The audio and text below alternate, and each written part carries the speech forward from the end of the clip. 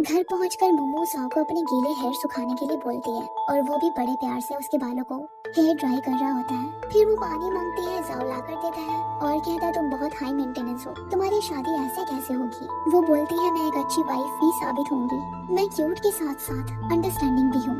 वो मजाक में कहता है मैं तो इन क्वालिटीज वाली लड़की को नहीं जानता जिस पे जियांग से पिलो फेंक कर मार दी है। वो बोलता है तुम तो जंगली बिल्ली भी हो, पर ऐसे दूसरों के साथ मत किया करना। वो कहती है कि वो बस उसे ही परेशान करती है, दूसरों के बारे में इतना नहीं सोचती। फिर सोते हुए अपने मॉम डैड के डिवोर्स की वजह पूछती है क्योंकि वो तो उस वक्त बहुत छोटी और नादान थी। जाओ बताता है कि जियांग ने उसकी माँ के पौधे के पॉट्स तोड़ दिए थे। ये उनके नजर में घर में जगह घेरने की महज एक फिजूल चीज थी, पर उसकी माँ के लिए बहुत इम्पोर्टेंट। उन्होंने जाओ को बोला कभी जियांग की तरह अपनी प्रॉब्लम से भागा ना करे, बल्कि रिस्पॉन्सिबल शख्स की तरह इसका सामना करे। जियांग पूछती है क्या उसके डैड ने नए पॉट्स ला कर दिए। जाओ बोलता है नहीं, यहाँ तक कि अपनी वाइफ से माफी भी नहीं मांगी। ये सुनकर जियांग को लगता है कि शायद शादी ही अपने आप में एक दुखी चीज होती है, पर जाओ बोलता है कि दुखी लोग होते हैं, पर जब वही लोग एक दूसरे से प्यार करते हैं तो उनके लिए ऐसे मुश्किलों का सामना करना कोई बड़ी बात नहीं होती। मोमो कहती है तुम जरूर एक अच्छे हस्बैंड बनोगे। फिर वो सो जाती है और जाओ सोचता है कि जियांग में अभी मासूमियत और भोलापन है, जैसे कि वो बचपन में हुआ करती, जिसे वो हर रोज मिस करता था। अब दोनों बड़े हो गए हैं, वो अभी फीलिंग्स को इग्नोर नहीं कर सकता। उसने अपना हर नया साल अकेले गुजारा है, शायद मोमो ने भी, पर इस बार वो ऐसा नहीं होने देगा। जब वो उसे ब्लैंकेट ओढ़ा रहा होता है तब वो नींद में कहती है कि उसने उसके लिए न्यू ईयर गिफ्ट प्रिपेयर किया है, पर उसे पता नहीं उसे पसंद आएगा या नहीं। वो कहता है तुम जो भी दोगी मुझे अच्छा लगेगा। वहीं अगले दिन लिनसू यानफांग को बुलाता है और जल्दी से अपने और जियांग के वीडियो को जाओ के नंबर पे सेंड कर देने को बोलता है, जिसपे वो कहता है यार तुम तो बड़े उतावले हो रहे हो, बिल्कुल एक घर उजाड़ने वाली औरत की तरह। वो कहता है यार मैं बोर हो रहा हूँ। वीडियो जैसे ही जाओ को मिलता है वैसे ही उसका मैसेज लिनसू को आ जाता है, जो उसे मिलने बुलाता है। वहाँ आकर जाओ उसे गुस्से में वार्न करते हुए बोलता है मोमो से दूर रहने, पर वो कहता है कि वो जियांग में नहीं बल्कि उसमें इंटरेस्टेड है और उसे जापान से लाया एक गिफ्ट देने के लिए जा रहा होता है, पर जाओ मना कर देता है। तो वो रेस की बात करता है और कहता है हारने वाला जियांग से दूर रहेगा। जाओ चैलेंज एक्सेप्ट करता है। लिनसू उसे ब्लूटूथ डिवाइस देता है उससे कनेक्टेड रहने के लिए। फिर दोनों मैच स्टार्ट करते हैं। लिनसू उसकी ड्राइविंग स्किल्स की तारीफ करता है, पर जाओ कहता है कि अभी तो ये सब वो फन के लिए कर रहा है। ड्राइविंग करते समय लिनसू कार की प्रॉब्लम्स को लेकर कई सारे सवाल करता है, लाइक काउंटर वेट से डील कैसे करे। जाओ कहता है कि मैं तुम्हारे लिए काम नहीं करता तो क्यों बताऊं। तभी उसके सामने कुछ व्हीकल्स आ जाती है जो लिनसू के बिछाए ऑब्स्टिकल्स होते हैं, पर वो उसे बड़े ही आसानी से पार कर जाता है। फिर लिनसू उससे उन पार्ट्स के बारे में पूछता है जिसे जाओ ढूंढ रहा है पर इंपोर्ट नहीं करवाना चाहता। वो बोलता है कि वो उसे खुद बनाने के बारे में सोच रहा है। लिनसू उससे पूछता है कि तुमने अपनी कार की ब्रेक खुद मॉडिफाई किया, ये तो बहुत रिस्पॉन्सिव है। वो कहता है हाँ, जिसमें वो बोलता है मैंने भी अपना ब्रेक डिस्क अपग्रेड करवाया, पर मेरा तुम्हारे जैसे क्यों नहीं है, क्या कमी है बता सकते हो। तो जाओ उसकी कार की पूरी कुंडली खोल कर रख देता है। लिनसू हैरानी में पूछता है तुमने तो इसे कभी चलाया नहीं तो कैसे सब पता लग गया। वो बोलता है कि वो कार की आवाज से ही बहुत कुछ समझ लेता है। लिनसू के सवाल बंद नहीं हो रहे होते हैं। वो पूछता है उस रात रेसिंग ट्रैक पे तुम्हारा हेडलाइट्स ऑफ क्यों था, रेसिंग के साथ साथ फाइटिंग करने की वजह क्या है। वो ड्रंक आदमी जो रेस्टोरेंट में होता है वो कौन है। वो जवाब देने के मूड में नहीं होता है, सो उसे खुद को फॉलो करने को कहता है और बहुत सारी गाड़ियों वाले रूट ले आता है जहाँ बड़े बड़े ट्रक्स चल रहे होते हैं और वो स्पीड में उन्हें ओवरटेक करके दूसरी तरफ चला जाता है, वो भी बहुत कम मार्जिन से। जिसमें लिनसू उस पे गुस्सा करते हुए बोलता है ये कोई रेसिंग ट्रैक नहीं है, खुद की और दूसरों की सेफ्टी की जरा फिक्र नहीं। वो कहता है सॉरी, फ्लो में ओवर हो गया। लिनसू से ऑफर देता है अपने साथ फ्रांस चलकर उसकी रेसिंग टीम ज्वाइन करके एक मैच में साथ देने का, पर जाओ बोलता है कि उसके हाथ में एक काम है जिसे खत्म करने के बाद वो रेसिंग छोड़ देगा। वही नाना चैरिटी इवेंट पे गाना गा रही होती है। जियांग भी आई होती है। जब नाना उसे अगली परफॉर्मेंस करने को बोलती है तो वो कहती है कि ये सॉन्ग वो जाओ के लिए सिंग करने वाली है, उसके बिना कैसे गाएगी। तभी वो आ जाता है और जियांग उसे देखकर गाने लगती है, जो एक्चुअली में एक लव सॉन्ग होता है, मोर लाइक अ कन्फेशन। फिर दोनों बीच साइड आते हैं। मोमो उसे कहती है कि उसे यहाँ के न्यू ईयर फेस्टिवल को उसके साथ मनाना है, जो मेला और नाच गानों से भरे होते हैं। जाओ उसे न्यू ईयर गिफ्ट में क्या चाहिए पूछता है और कहता है कि वो उसे चांद का टुकड़ा तो नहीं दे सकता, पर बाकी सब लाकर जरूर दे सकता है। वो कहती है कि उसे चांद की जरूरत ही नहीं क्योंकि वो खुद एक चांद है, जैसे कि उसके नाम का मतलब मून होता है। फिर जोर जोर से भागते हुए विश मांगती है कि उसने जिसके लिए गाना गाया उसे उसका प्यार समझ में आए और वो उसे अपने दिल में बसाए, पर जाओ को कुछ सुनाई नहीं दे रहा होता तेज लहरों की आवाज से। फिर दोनों वहाँ बैठ जाते हैं। मोमो रेत में कुछ लिख रही होती है और जाओ से कहती है कि वो टूटते तारे का वेट कर रही है, क्योंकि उसे देखकर जो भी मांगी जाती है वो पूरी हो जाती है। लेकिन जब कुछ देर बाद शूटिंग स्टार नजर आता है तब वो सो जाती है। सो जाओ विश मांगता है कि वो और जियांगमू कभी अलग ना हो। फिर हम देखते हैं मोमो ने रेत में एम लव सेट लिखा होता है। अगले दिन इंस्टीट्यूट में पानकाई जियांगमू से कहता है, क्या तुम जांगफान को जानती हो? वो लड़का जो तुम्हारे बगल में उस दिन खड़ा था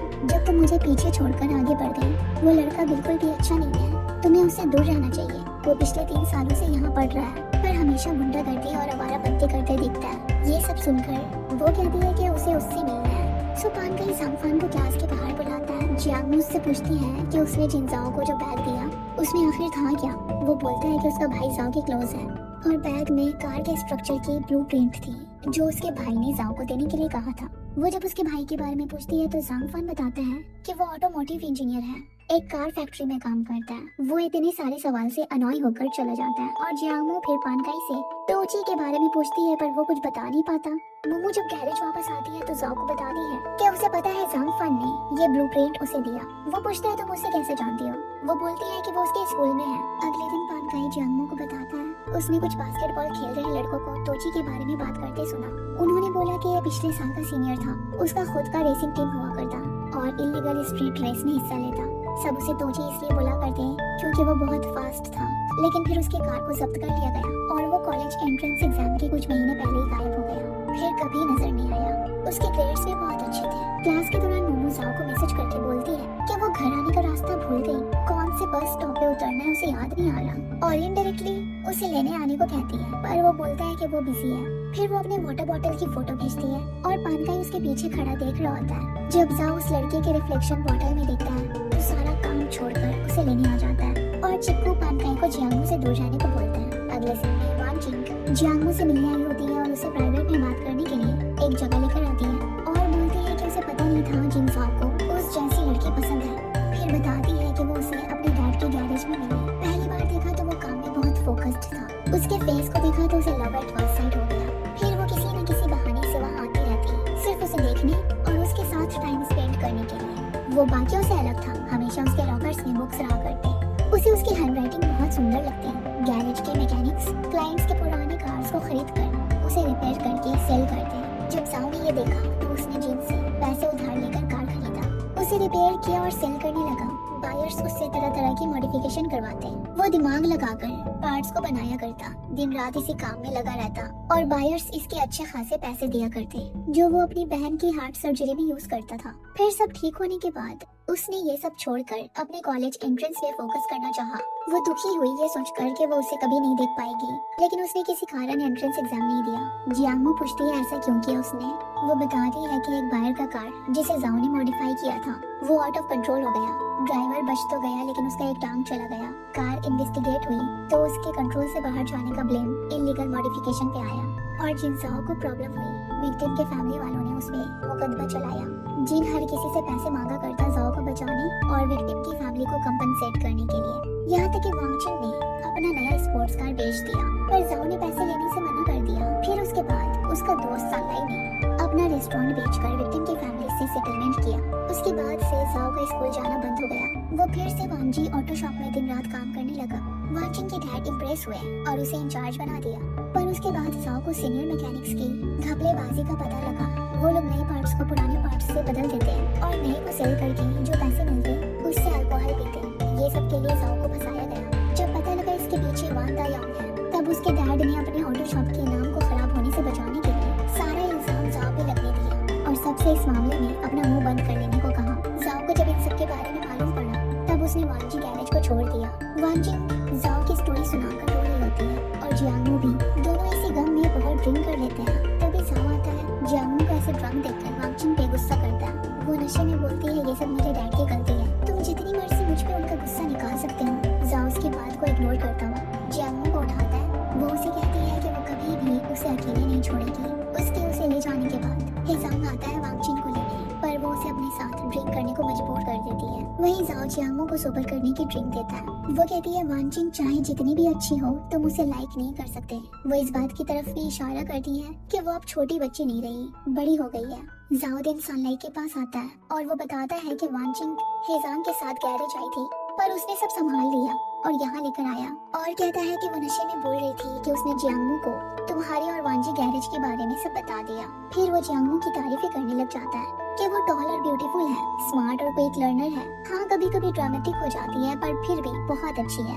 जाओ से पूछता है तुम्हारे गर्लफ्रेंड के लिए कैसी रहेगी।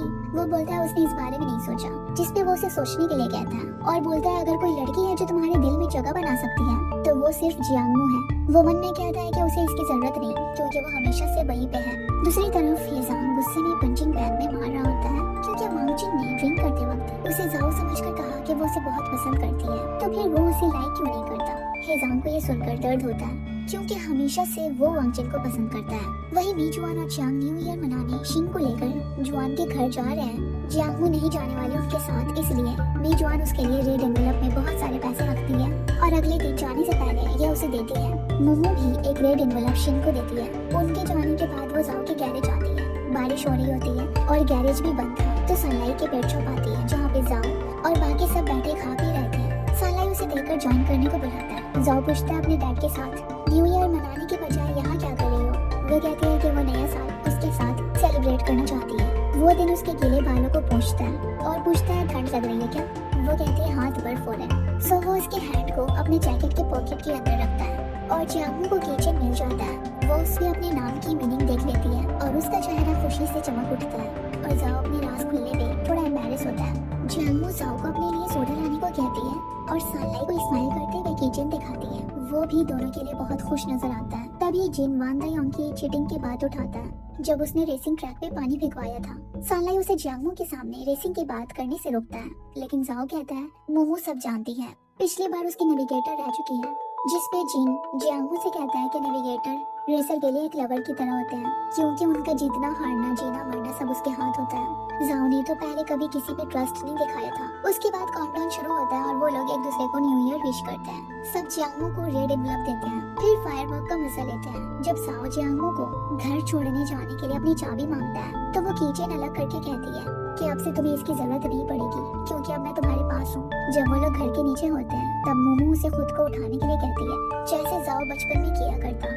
सो वो उसे कंधे में उठाकर दरवाजे तक आता है। वो जब उसे नीचे उतारता है तो जियांगमू उसके पैर पे चढ़ जाती है। जाओ उसके पर्स से चाबी निकालता है, फिर अंदर लाकर स्लीपर देता है। तब जाकर वो नीचे उतरती है, फिर जल्दी से कमरे में चली जाती है क्योंकि इतनी क्लोजनेस से उसका हार्ट बहुत तेजी से बीट कर रहा था। फिर जब साहो जाने लगता है तो उसे रोक कर कहानी सुनाने को कहती है, ठीक जैसे छोटे में वो न्यू ईयर पे सुनाया करता। अगले दिन जिंजाओ उसका घर के नीचे वेट कर रहा होता है और वो तैयार होकर आती है और कार की कीज मांगकर खुद ड्राइव करती है और बीच साइड आकर जाओ को गिफ्ट देती है अपने ड्रिफ्टिंग से हार्ट बनाकर। वो भी रिटर्न गिफ्ट के तौर पे उसके हार्ट के पास दूसरा हार्ट बनाता है और बीच में एरो भी। फिर दोनों मेले में आते हैं। सनलाई भी आ पहुंचता है। तीनों अपनी अपनी विश लिखकर पेड़ पे बांध देते हैं। जियांगमू की विश बस जाओ के साथ जुड़ी होती है।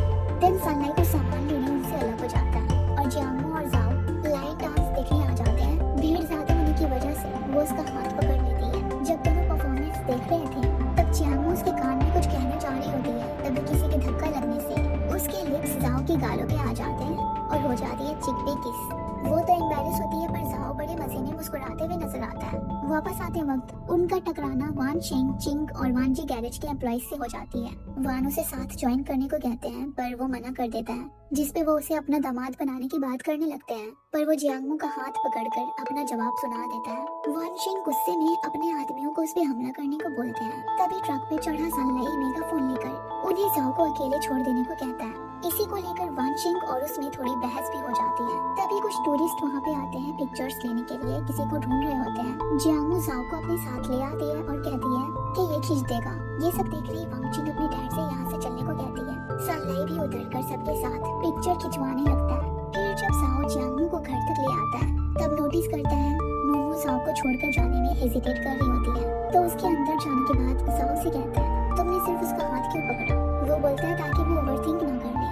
वो कहता है अरे तुम्हें क्या मालूम वो क्या सोच रही है। तुम ऐसे ही सब लड़कियों को रिजेक्ट करने लगे तो कर्मा बहुत जल्द तुम्हें हिट करेगा। वहीं वांगजिन पंचिंग बैग में अपना गुस्सा निकाल रही होती है। हेजांग देखता है कि उसके हाथ पे खून है तो उसे बोलता है कि उसमें सारा भड़ास निकाले। सो वो उसे मार मार कर अपना पूरा गुस्सा निकाल लेती है। जब शांत होती है तो वो उसकी पट्टी करता है। अगले दिन वो जाओ के पास आता है और कहता है वांगजिन तुम्हें बहुत लाइक करती है। अगर तुम उसकी फीलिंग्स की कदर नहीं कर सकते तो उससे दूर ही रहना।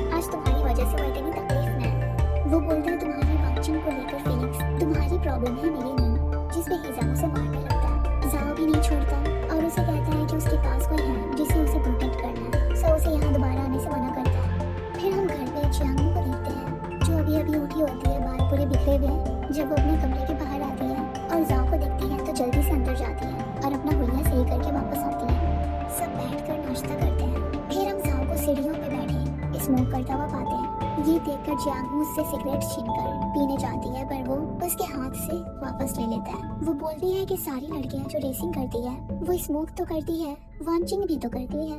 वो कहता है कि तुम उनसे अलग हो। वो पूछती है वो कैसे, क्या मैं उनसे ज्यादा सुंदर हूँ? पर वो स्माइल करता हुआ बिना जवाब दिए जा रहा होता है, लेकिन वो बताने के लिए जोर देती है तो वो उसके करीब आकर पूछता है कि इस तरह का जवाब तुम मुझसे चाहती हो?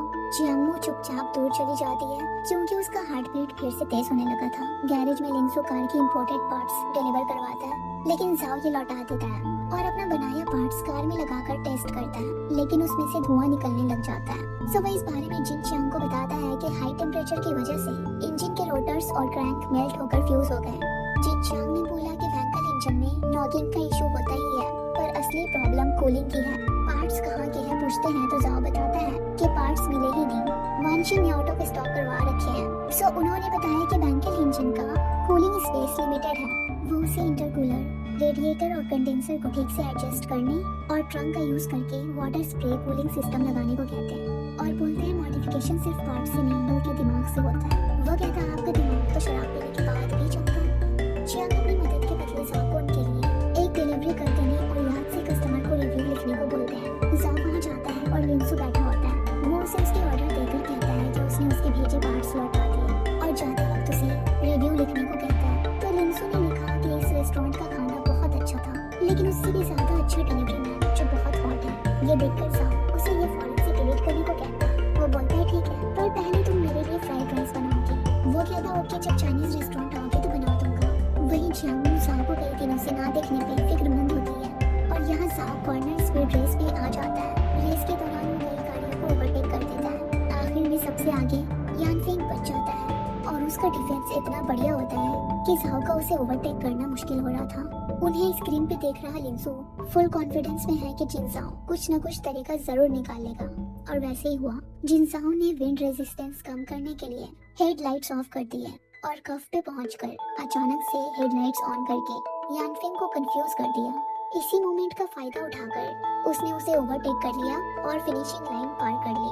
सारे लड़के हैरान रह जाते हैं और लिंसू इम्प्रेस, इसलिए उसने जाओ की जीत सेलिब्रेट करने के लिए अपने साथ कहीं चलने को कहा। लेकिन उसे जब जियांग का मैसेज आया तो वो उसे मना करके निकल गया और सिर्फ एक दिन में वापस उसके पास आ पहुंचा और उसे स्कूल छोड़ने के लिए राइड देने की बात करता है। जियांग पूछती है इतने दिन से कहाँ थे? वो बोलता है बिजी था, जिसपे उसका मुंह फूल जाता है गुस्से में। सो स्कूल पहुंचकर जाओ से कहता है कि वो उसके लिए आज कुछ टेस्टी बनाएगा, इसलिए इंस्टीट्यूट से वापस आते वक्त वो उसके साथ ग्रोसरीज की शॉपिंग करने आता है। वहाँ जियांग किसी शख्स को देखती है और जाओ से कहती है ये तो गैरेज पे भी आया था ना। वो बोलता है कि उसे कस्टमर्स उतने याद नहीं रहते हैं। फिर वो भी उस आदमी को देखने लगता है। देन एक फोन कॉल करने के लिए साइड आ जाता है। उसके बाद वो जियांग को स्ट्रॉबेरी दिलाता है। गैरेज पहुंचकर किचन में जियांग खुद से फिश बनाने की कोशिश कर रही होती है ऑनलाइन वीडियोस देखकर, पर तेल की चींटी उड़ते ही वो पीछे हट जाती है। सो जाओ उसे बोलते हैं स्ट्रॉबेरी एंजॉय करने, खाना वो बना देगा, लेकिन वो बीच बीच में उसकी हेल्प भी करती है। लंच के दौरान जब सब खाने की तारीफ करते तो जाओ बोलता है कि ये सब जियांग ने बनाया। खाना खाने के बाद जाओ उसके लिए जूस लाता है, पर उसे उसकी कड़वी कॉफी टेस्ट करनी थी।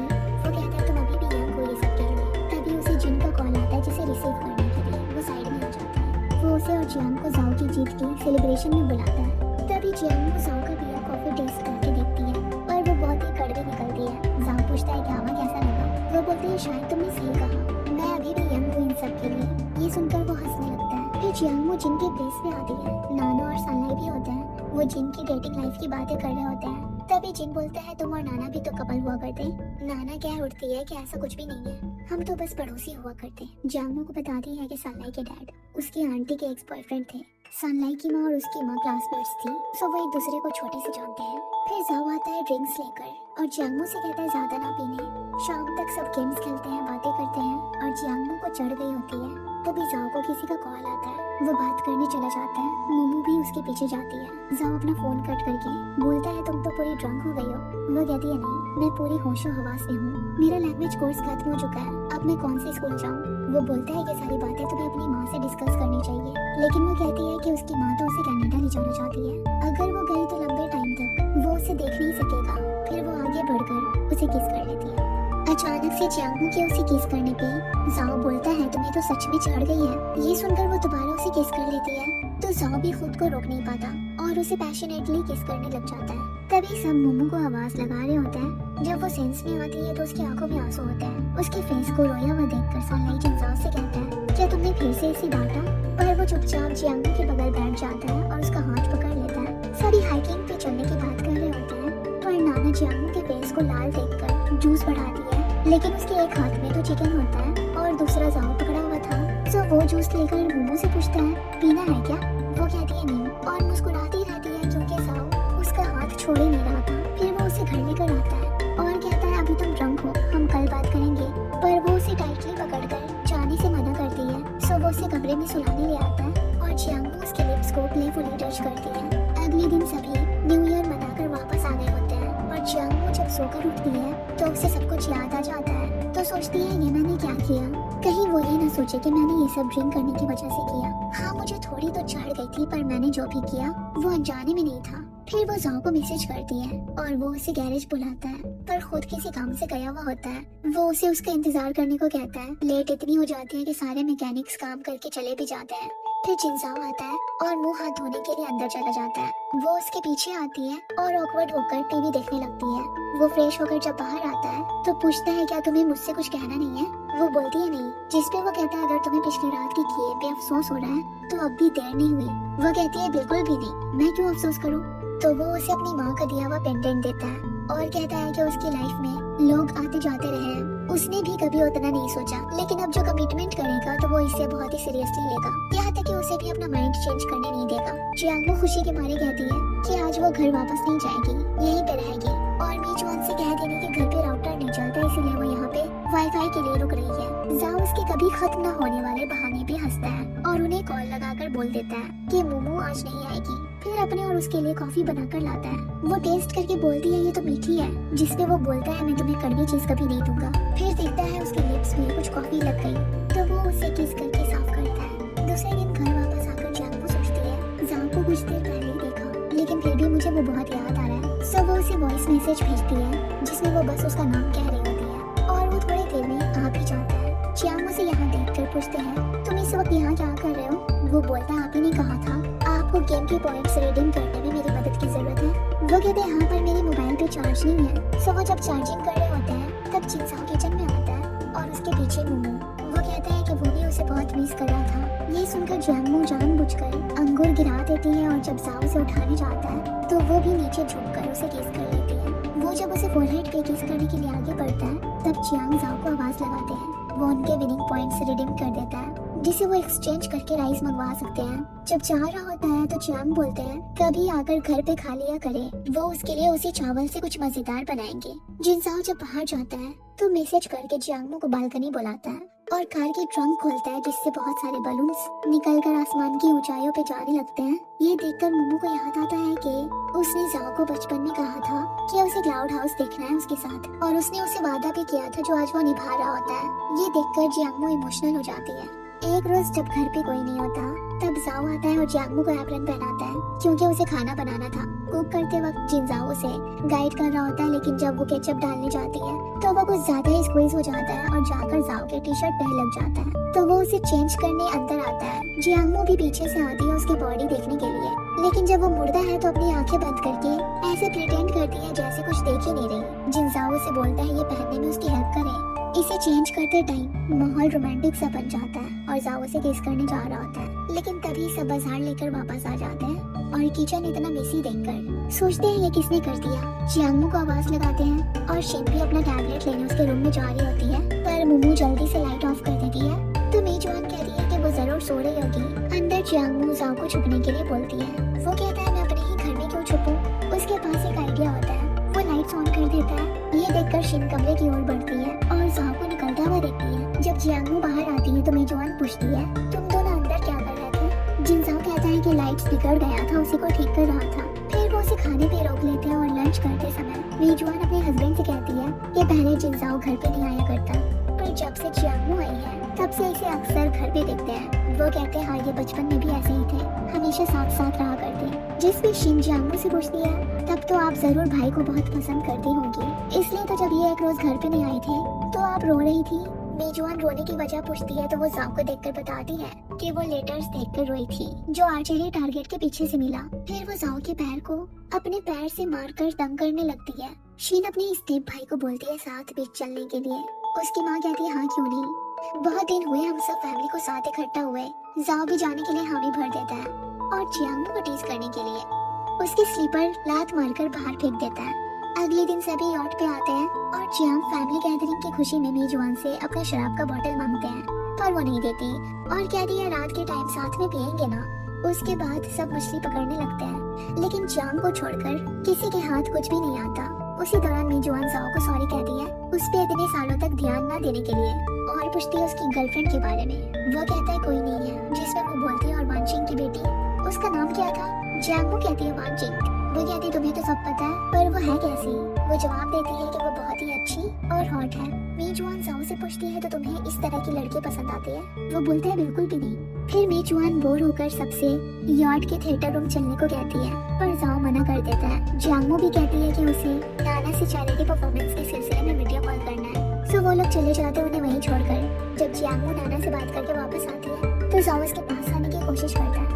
तभी मीजुआन और शिन के इसी तरफ आने की आवाज सुनकर पानी में कूद जाता है। मीजुआन मोमो को पानी के किनारे देखकर पूछती है यहाँ क्या कर रही हो? वो कहती है बस खुली हवा खाने आई थी। उनके जाने के बाद जाओ वापस आने लगता है पर इस बार शिन आ जाती है और जियांगमो को 2 आइसक्रीम देती है। उसे तो समझ नहीं आता है कि उसने उसे 2 आइसक्रीम क्यों दी है पर जाओ यॉट के ऊपर आकर बोलता है कि शिन भले ही छोटी है पर सब समझ आता है उसे, ये दूसरा वाला उसने उसे दिया है। कुछ दिन बाद मोमो गैरेज आती है और जाओ को पीछे से हक करती है। तभी सनलाई आ जाता है तो ऐसे दिखाती है जैसे वो उसके सफेद बाल तोड़ रही हो पर उसे ये कुछ ऑड सा लगता है। उसके जाने के बाद जाओ यांग को अपने लिए कोकोनट वाटर लाने और गोंगची को कार के पार्ट्स खरीदने के बहाने से भेज देता है। इवन उन्हें आराम से खा पी कर आने को बोलता है और फिर अंदर आकर जियांगमो के साथ रोमांस करने लग जाता है पर वो कहती है डॉगी देख रहा है तो जिनजाओ उसके मुंह पे कपड़ा उड़ा देता है। दोनों किस कर रहे होते हैं और तभी सनलाई की नजर उन पे पड़ जाती है और उसका मुंह खुला का खुला रह जाता है और उन्हें बिना डिस्टर्ब किए वहाँ से वो चला जाता है। शाम तक जियांगमो जाओ के साथ बीच आई होती है मीटियोर शावर देखने के लिए क्योंकि पिछली बार उसने ये मिस कर दिया था, इस बार नहीं करना चाहती। उसके वेट करते टाइम जाओ से स्ट्रॉबेरी देता है खाने के लिए और खुद भी खाता है पर जियांगमो के मुंह से लेकर वो भी मूड में आ जाती है और उसे किस करने लगती है। तभी टूटता हुआ तारा दिखता है। वो उसे रोक कर विश मांगने को कहती है पर वो बोलता है कि उसे कुछ भी मांगने की जरूरत नहीं क्योंकि उसकी सारी ख्वाहिशें पूरी हो गई है। दूसरे दिन वो जाओ को अपने चैरिटी परफॉर्मेंस की आईडी फोटो खींच देने को बोलती है। उसके बाद टाइमर लगाकर अपनी और उसके साथ में फोटो भी लेती है। फिर आ जाती है चैरिटी परफॉर्मेंस की बारी। वो डांस कर रही होती है और नाना उसे रिकॉर्ड करती है। परफॉर्मेंस खत्म होने के बाद दोनों खाने पीने के लिए आते हैं जहाँ पे जियांगमो की नजर जाओ पे पड़ जाती है जो किसी ग्रुप के साथ बैठा हुआ था और हाथ एक लड़के के कंधे पे। ये सब देखकर उसे अच्छा नहीं लगता और जब जाओ की नजर उस पे पड़ती है तो वो वहाँ से चली जाती है। वो उसके पीछे जाने लगता है तब उससे वही शख्स टकराते हैं जो उसे बाजार में देख रहे थे जो असल में ऑफिसर लो है। वो इशारे करते हैं तो वो वापस लौट जाता है। यहाँ जियांगमो का रो रो कर बुरा हाल हो जाता है।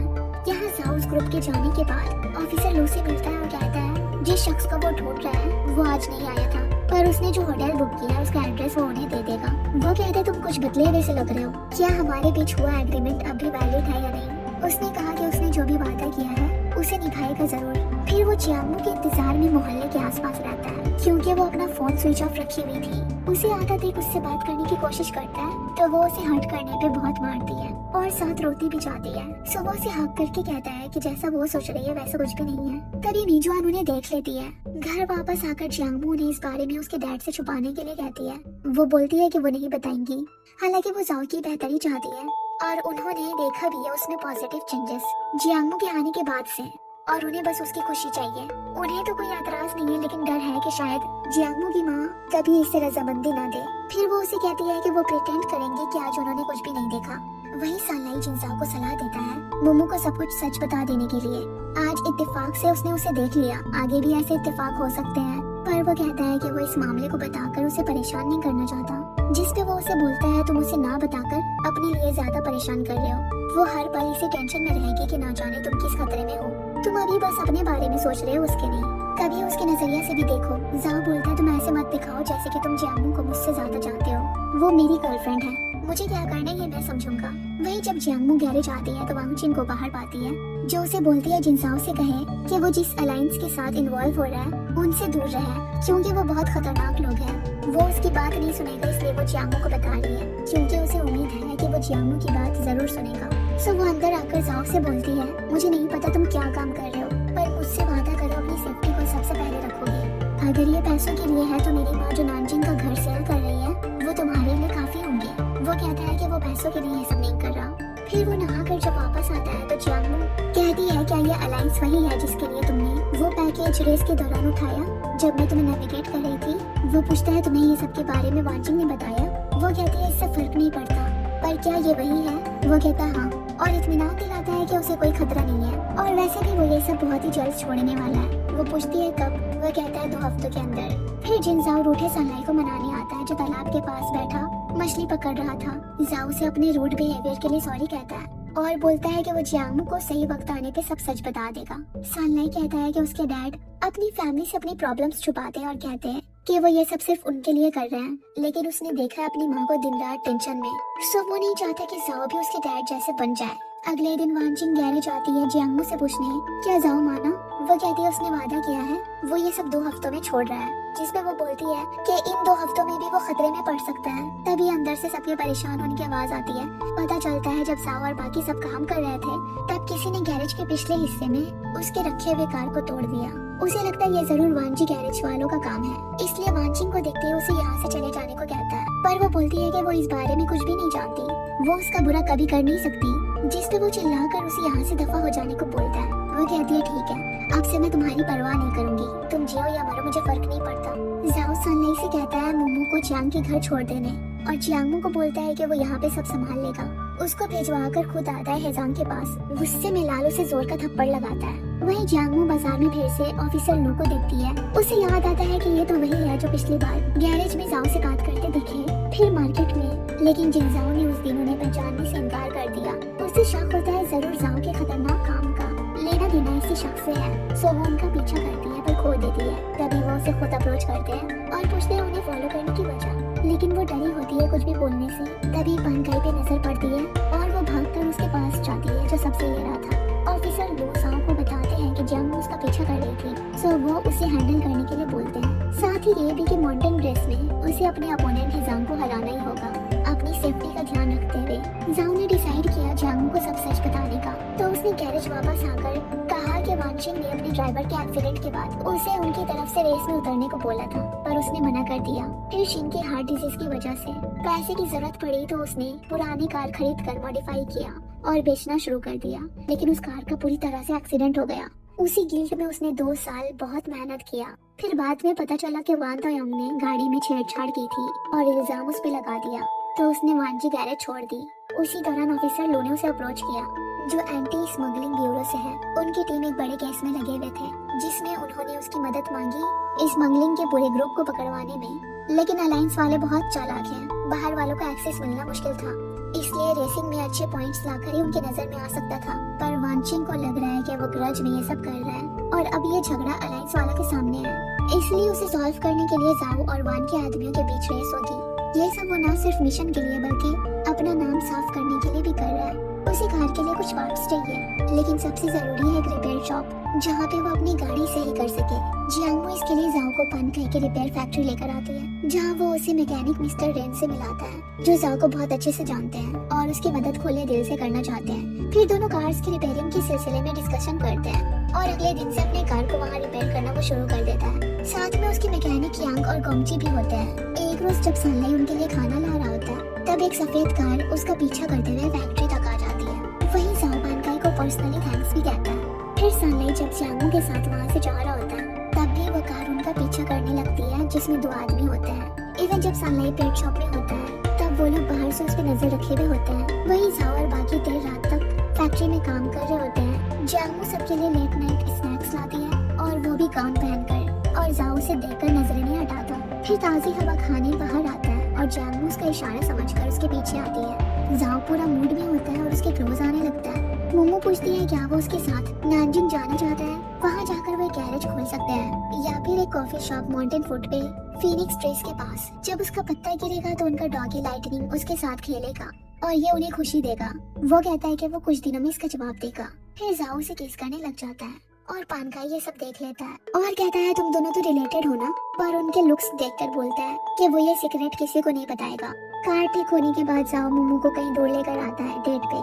साथ में वो बस्किंग देखते हैं। जाओ उसके लिए फायर क्रैकर्स जलाता है और उसे फाउंटेन पेन गिफ्ट पे देता है। वो दोनों किसी रिजॉर्ट पे रुकते हैं जहाँ पे जाओ उसकी चुपके से स्केच बनाता है, लेकिन वो पकड़ लेती है और उसे अच्छे से देखते हुए ड्रॉ करने को बोलती है। फिर वो लोग वापस लौट आते हैं। एक रोज सनलाइट को व्हाइट कार वाले आदमी लोग किडनैप कर लेते हैं। जाओ उन्हें उसे ले जाते हुए देख लेता है। वहीं किडनैपर्स ने सनलाइट को उसके डैड के कर्ज ना लौटाने के बदले उठाया और पैसे उससे मांगते, तभी जाओ अपनी कार से उन्हें ओवरटेक कर लेता है। दोनों आदमियों को बहुत मारता और सनलाइट को बचा लेता है। उसे याद आता है कैसे स्कूल टाइम पे वो हमेशा अपना शूलेस खुला छोड़ देता था, इसलिए ताकि इसे बांधने के चक्कर में बाकी उसे अकेले छोड़कर चले न जाए। सो एक रोज जब उसे कुछ लोग उसके डैड के जुए के पैसे की वजह से परेशान कर रहे थे, तो जाओ ने उसे बचाया और पूछा शूलेस खुले छोड़ने की वजह। उसने जब बताया कि उसे पीछे रह जाने का डर रहता है, तब जाओ ने कहा कि वो हमेशा उसका वेट करेगा।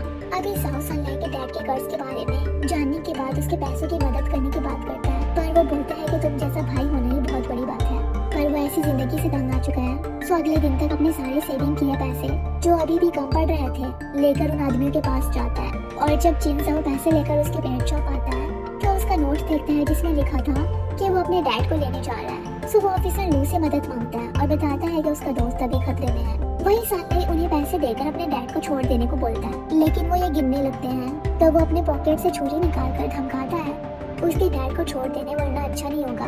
पर वो उसे बहुत मारने लगते हैं।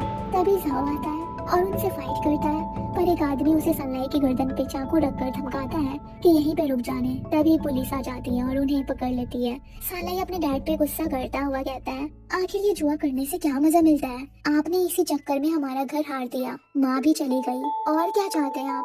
वो दिन जाओ के साथ जा रहा होता है, लेकिन वो उसे समझाता है ऐसे अपने डैड को छोड़ना सही नहीं होगा। उसे भी उनके लिए बुरा लग रहा होता है, तो वो कार से निकलकर उन्हें सहारा देता है। जाओ गैरेज में अपनी कार से फायर क्रैकर से भरी बॉक्स व्हाइट कार में शिफ्ट करता है ताकि रेस के दौरान उसकी कार लाइट वेट रहे। तभी जियांगमू का ऑर्डर दिया सामान आ जाता है जो उसने जाओ के लिए मंगवाया था। उसमें स्पेस रॉकेट का लेगो सेट होता है जिसे वो उसके साथ फ्यूचर में बनाना चाहती है। फिर वो देखते हैं लाइटनिंग पूरा गंदा होकर बाहर से आ रहा है, सो वो उसे नहलाकर उसकी ग्रूमिंग करते हैं। जियांगमू उससे पूछती है अगर हम दोनों कभी अलग हो गए तो तुम किसके साथ रहना चाहोगे, मॉम के साथ या फिर डैड के साथ? तभी जाओ की नजर मोमो के कपड़े पे पड़ती है जो डॉगी को साफ करते समय गंदे हो गए थे। सो वो उसे ये बदल लेने को बोलता है। वो उससे पूछती है क्या पहनूं, तो वो अंदर आकर उसके लिए ड्रेस चूज करने लगता है, पर उसके फिगर को देखकर आउट ऑफ कंट्रोल होकर उसे किस करने लग जाता है। रात में सोते समय जियांगमू जाओ के होने वाले रेस के लिए फिक्र में होती है। वो पूछती है किस टाइप का रेस होगा। वो कहता है ऑब्स्टिकल्स रेस, पर फिक्र मत करो ऑफिसर लू ने मुझे मैप और लोकेशन भिजवा दिया। जिसपे वो बोलती है भिजवा दिया है मतलब क्या तुम्हारे अलावा भी ऑर्गेनाइजेशन में ऑफिसर लू के और भी लोग हैं? वो कहता है हाँ, वो मुझे सपोर्ट करने के लिए है, हम एक दूसरे को ऐसे ही हेल्प करते हैं, इसलिए टेंशन मत लो। देर रात में जियांगमू के सोने के बाद वो बाहर आकर यही सोचता रहता है कि बस एक बार ये सब खत्म हो जाए और उसका नाम क्लियर हो जाए, तब वो जियांगमू को ओपनली परसू कर सकेगा। वो अपने गुजरे हुए माँ बाप से ब्लेसिंग्स मांगता है कि इस रेस में वही जीते। अगली सुबह वो जियांगमू को उठाकर कहता है कि उसे कुछ काम से जाना होगा, पर वो उसे जाने नहीं देना चाहती, तो उसे प्रॉमिस करता है कल उसे डेट पे ले जाएगा। गैरेज से निकल रहा होता है तब लिंसू आता है और उसे रेसिंग गियर देता है जो फायर प्रूफ और हीट रेजिस्टेंट है। जाओ को नहीं लगता कि उसे इसकी जरूरत पड़ेगी, पर लिंसू बोलता है ये अंडरग्राउंड रेस होने वाला है, कोई इमरजेंसी टेक्निकल टीम नहीं होंगे, तो प्रिकॉशन लेने में क्या बुराई है। वहीं जियांगमू उदास नजर आती है क्योंकि उसने भाप लिया है कि आज ही ऑब्स्टिकल रेस होने वाला है। सो वो जाओ को कॉल लगाकर उसके वादे की याद दिलाती है कि उसको उसे कल डेट पे ले जाना है। अगर उसने वादा तोड़ा तो वो उससे कभी बात नहीं करेगी। वो शाम तक पलके बिछाए जाओ के आने के इंतजार कर रही होती है, तभी सनलाइट आता है उसे कंपनी देने के लिए। उतने में वहाँ एक कार आती है जो यान फांग की होती है। वो जियांगमू को अपने साथ ले जाने को आया होता है ऑफिसर ब्लू के कहने पे, क्योंकि जाओ तक वो लोग रिच आउट नहीं कर पा रहे और उन्हें मालूम पड़ा है कि अलायंस को भनक लग गई है कि उनके बीच कोई अंडरकवर एजेंट छुपा हुआ है। इसलिए अगर जाओ ने उसका दिया हुआ रूट फॉलो किया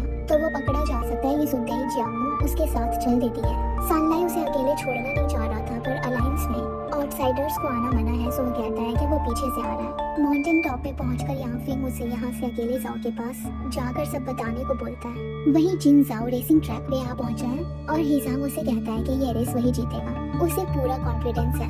यहाँ जियांगमू को रास्ते में सनलाई मिल जाता है जो उसे कार में बैठने को कहता है। वो ड्राइविंग करती है और जब आगे जाती है तो वान के आदमी और उनकी बेबी जिन होते हैं। वहाँ जिन भी होता है जो जियांगमू को देखकर पूछता है तुम यहाँ पे क्या कर रही हो। वो बोलती है जाओ की जान खतरे में है, हमें इस रेस को रोकना होगा। तो वो उनके साथ अपनी बाइक में जाने लगता है पर वान के आदमी उन्हें आगे जाने नहीं देते क्योंकि रेस किसी भी वक्त शुरू होने वाली है। सो वो चिन को रिक्वेस्ट करती है और कहती है कि जाओ को खतरा है, लेकिन उसे जाओ की बात का इतना गुस्सा होता है कि वो उसे ऐसे नहीं जाने देती। तो जियांगमू उसे मनाने के लिए कहती है कि वो जाओ को बचाने के लिए कुछ भी कर सकती है, वो जो बोलेगी वो करने को तैयार है। सो वो उसे घुटने टेक कर रिक्वेस्ट करने को कहती है और मोमो बिना सोचे फौरन से झुक जाती है। उसके जाओ के लिए इस तरह का प्यार देखकर वांचिंग उसे जाने दे देती है और वो जिन और सनलाई तीनों जल्दी से स्पीड में निकलते हैं। पर बहुत देर हो चुकी होती है। रेस कब की स्टार्ट हो गई होती है। जाओ और हिजांग में बराबरी का मुकाबला होता है। जियांगमू एक ब्रिज के पास रुक जाती है और सनलाई को फायर क्रैकर्स निकालने को कहती है और जैसे ही कार्स आता देखती है तो उसे ये जलाने को बोलती है। जाओ ये देखकर समझ जाता है कि आसपास जियांगमू है जो उसे कुछ बताना चाह रही है, पर तभी वानचिंग उसके कार के ब्रेकिंग सिस्टम को रिमोटली शॉर्ट सर्किट कर देते हैं जिससे उसके कार का ब्रेक नहीं लगता और वो एक क्लिफ से जा टकराता है और एक्सप्लोजन के साथ नीचे खाई में गिर जाता है। ये देखकर जियांगमू शॉक के मारे बेहोश हो जाती है। वहीं जियांग टीवी पे कार के एक्सप्लोजन की खबर देखते हैं। वहाँ रेस्क्यू टीम्स तलाशी कर रही है पर विक्टिम अब तक नहीं मिला। सो वो जाओ के नंबर पे बार बार कॉल लगाते हैं पर लगता नहीं। वहीं जियांगमू को जब होश आती है तो वो गैरेज में होती है। सनलाई कॉल पे जाओ को hospital, police station, even funeral hall में भी ढूंढने को कह रहा होता है और उसे घर जाकर जाओ का इंतजार करने को बोलता है क्योंकि पुलिस वाले विक्टिम की फैमिली को ही सबसे पहले इन्फॉर्म करेंगे। घर पे वो दरवाजा खोले दिन रात जाओ के इंतजार में नजरें बिछाए बैठी होती है पर वो नहीं आता, ना ही उसकी कोई न्यूज आती है। मीजुआन भी उसकी हालत देखकर घबरा रही होती है। वो दोबारा से गैरेज जाती है सनलाई से पूछने क्या उसे कोई न्यूज मिली। वो बोलता है हर जगह पता लगा लिया पर कुछ हाथ नहीं आया। वो उसकी हालत देखकर उसे थोड़ा खाने को बोलता है और कहता है तुम्हारे अंदर एनर्जी रहेगी तभी तुम उसे ढूंढ पाओगी। वो रोते हुए जल्दी जल्दी खाने लगती है, यहाँ तक कि खाना उसके गले में अटक भी जाता है। सनलाई उसकी ऐसी हालत देखकर डबल टेंशन में आ जाता है।